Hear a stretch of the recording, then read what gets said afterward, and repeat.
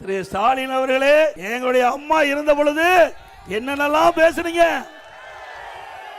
நீங்களே சொல்லுங்க. சரியா தவறான மக்களே முடிவு பண்ணுங்க. 2021 பொது தேர்தல், 2021 சட்டமன்ற பொது தேர்தல்.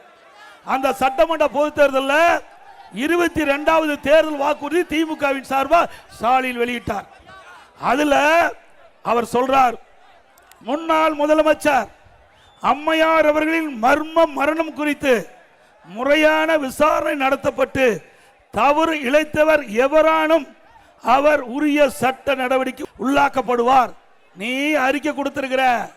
இப்போ முன்னாள் முதலமைச்சர் திரு கலைஞர் அவர்கள் வீட்டு சிறையில் வைத்த அவர்களை சட்ட நீதியாக விசாரிக்கப்பட்டு அதில் உண்மை இருக்கும் பட்சத்தில் தகுந்த நடவடிக்கை அண்ணா திமுக அரசு